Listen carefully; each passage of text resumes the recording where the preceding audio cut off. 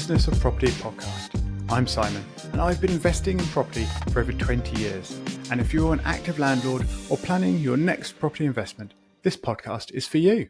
Last week, I talked about some suggestions for someone who's ready financially to buy their first investment property, but isn't quite sure on how to actually get started. I feel my suggestions last week were fairly non-controversial and should apply to pretty much everyone in that situation. And hence I wanted to sort of keep those together in that episode. And I think that's a good episode to go back to and listen to if you're in that situation and you're looking for advice.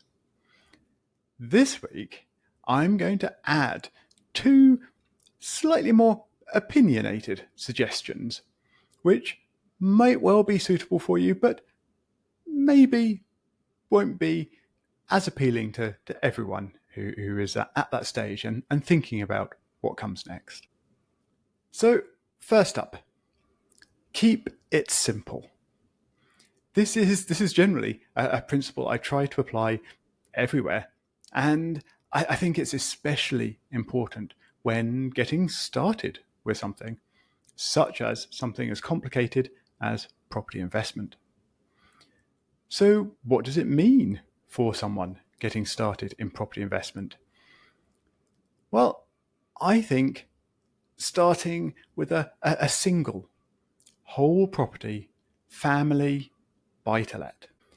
If your ultimate plan is cash flow, which would probably point you in a direction that is more toward other types of property and property investment, I would still suggest accepting lower cash flow for learning in a simpler, safer environment. Even if that property isn't one you necessarily then keep for the long term, because perhaps it doesn't fit with your long-term goals.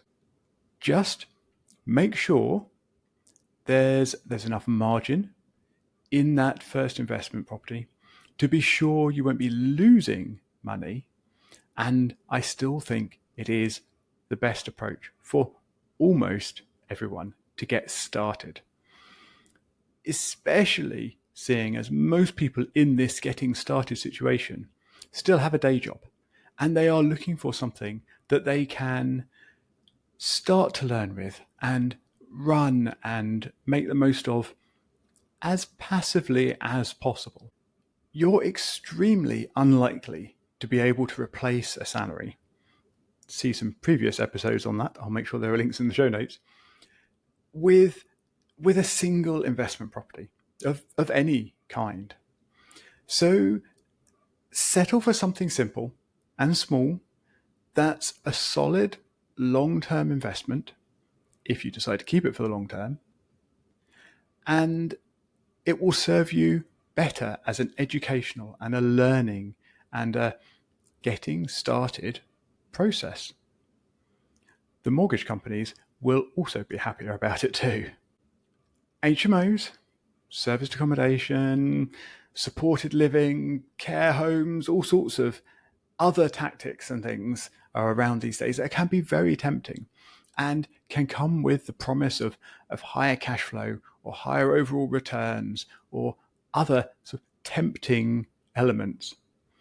But it's hard enough to buy a property, meet the basic buy-to-let compliance regulations, and get good tenants without adding all sorts of other complications on top of that to have to deal with. If you feel really strongly about your destiny being in a different strategy, then maybe hold back some capital and buy a smaller buy-to-let. Family rentals are the most stable, with more reliable tenants and longer tenancies, whereas smaller properties will typically attract younger people who just move more often. So I don't think it's quite as good, but it will still teach you a lot.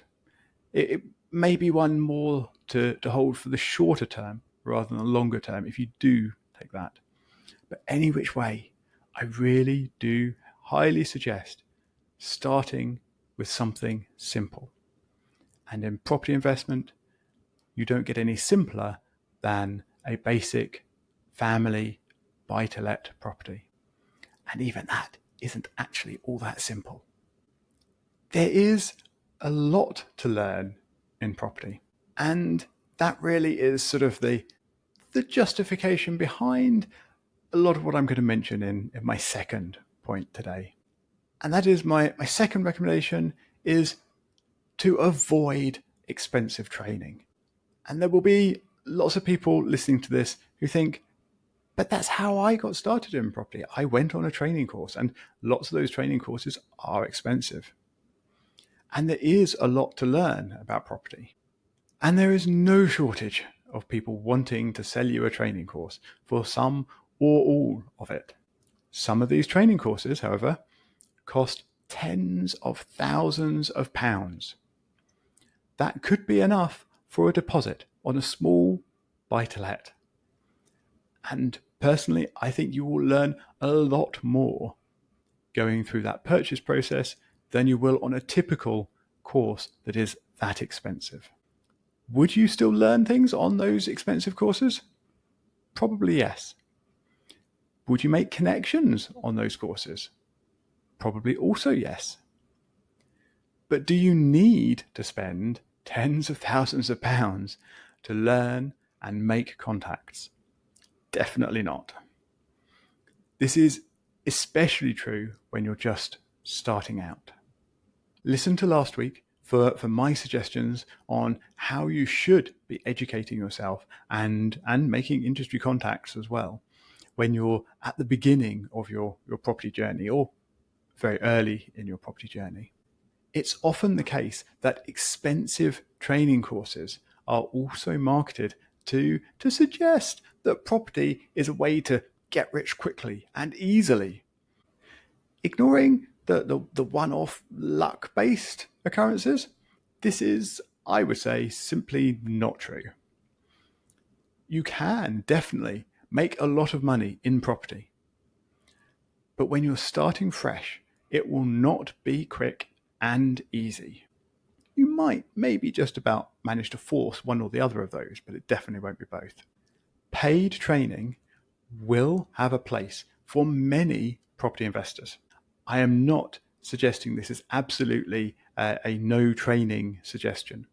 This is a probably no training right at the beginning of your property journey, although I might be a little flexible on that. It is definitely a no really, really expensive training at the beginning of your property investment journey. So what training would I suggest, or do I think is valuable and useful? Well, most commonly, this will be when you want to learn something very specific and you've already got enough experience to be able to identify that as the next thing that you need to learn. That might be as boring as a course on setting up a new tenancy to meet all your compliance requirements, because they are requirements, and that is to some degree boring, but absolutely critical. Or it could be learning the best way to integrate planning applications for property extensions into your buying process to maximize the short-term capital return while minimizing capital risk in that buying process and setting up properties. That is definitely something that is a more advanced tactic. It is not something that you're really going to manage out of the gate without lots of existing knowledge and experience on the basics of buying property and renting it and meeting the various compliance requirements that you have.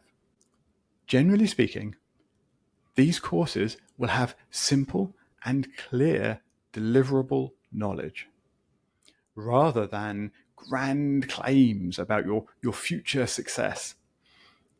They'll also be much more sensibly priced, maybe only tens or perhaps hundreds of pounds. There probably won't be many thousands in there, and definitely not tens of thousands. Perhaps even more critical than the price is that they will be sold openly, with a price list available probably, and on a website somewhere that you can just go and look at and check the details of and check the prices of and the availability of, such that you can see what is coming up and book on to these courses whenever you want. Organisations such as the NRLA, that's the National Residential Landlords Association, provide some such courses, but there are many other providers as well out there. And I am not trying to suggest that all property courses, all property trainers or anything else like that are bad. But I really, really do think that it is important to be careful and choose training courses with a lot of consideration. And definitely don't go out and spend tens of thousands of pounds on a property course right at the beginning before you have put in lots of other effort to learn and get started, and probably even spent that money instead on buying a property. So that's it for today. Thank you for listening to my pitch for keeping things simple and my rant about overpriced hype that's marketed as training. I hope your training choices are wise and your investments profitable. I'll speak to you again next time.